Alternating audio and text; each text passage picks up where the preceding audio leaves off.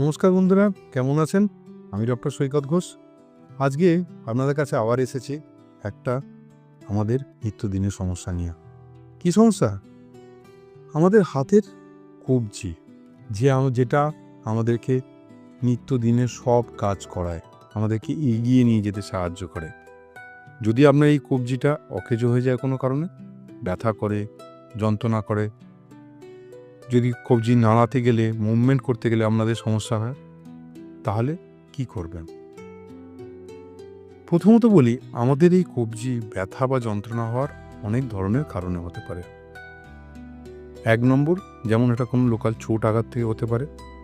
তেমনি যদি কেউ কবজি দীর্ঘক্ষণ ধরে বারবার ব্যবহার করতে থাকেন, যেমন আমাদের মা বোনেরা যারা ধরুন নিত্য নতুন আমাদের বিভিন্ন পদ রান্না করেন, যে মানুষটি সারাদিন ধরে ধরুন টেবিল ওয়ার্ক মানে লেখালেখির কাজ করছেন, বা আমাদের বিভিন্ন যারা প্লেয়ার যারা আছেন, যারা ধরুন টেনিস বা ভলিবল জাতীয় খেলা খেলছেন, যেগুলোতে প্রতিনিয়ত কবজির মোচড় কাজে লাগে, তাদের ক্ষেত্রে কিন্তু এই কবজির ব্যথা হওয়ার সম্ভাবনা সবথেকে বেশি থাকে।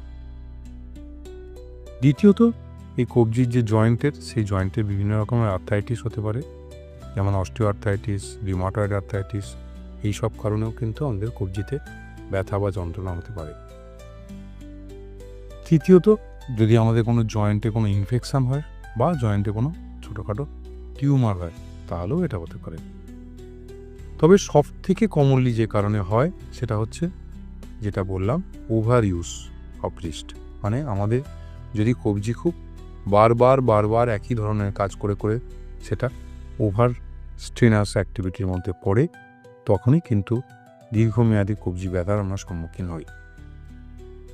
যদি এই ধরনের কোনো সমস্যা হয়, তাহলে কি করব? কেন আমাদের মা বোনেরা যেটা করেন, রাইস, না ভাত রান্না করার কথা বলিনি। রাইস মানে হচ্ছে আর স্ট্যান্ড ফর রেস্ট, মানে আমাদের কবজিটাকে রেস্ট দেব। I stands for ice compression, মানে বরফ সেঁক দেবো। সি স্ট্যান্ডস ফর কম্প্রেশন, মানে পারলে এটাকে কোনো রিস্ট ব্যান্ড বা কোনো ব্যান্ডেজ দিয়ে বেঁধে রাখবো। আর ই স্ট্যান্ডস ফর এলিভেশন, মানে কবজিটাকে একটু উঁচুতে তুলে রাখবো। এই ছোট্ট 4টে জিনিস আর আইসিই যদি রাইসটা আপনি মনে রাখেন, তাহলে কিন্তু এই ওভার ইউজের জন্য যে কবজিতে যে স্ট্রেনাস ব্যথা হয়, সেটা কিন্তু অনেকাংশে দূর হয়ে যাবে। আর তারপরেও যদি এটাতে না ব্যথা যায়, বা যদি দেখছেন জয়েন্ট ফুলে গেছে, লাল হয়ে গেছে, বা এখানে কোনো জায়গা আপনাকে প্রচণ্ড মাত্রায় মাঝে মাঝে যন্ত্রণার শিকার করছে, তাহলে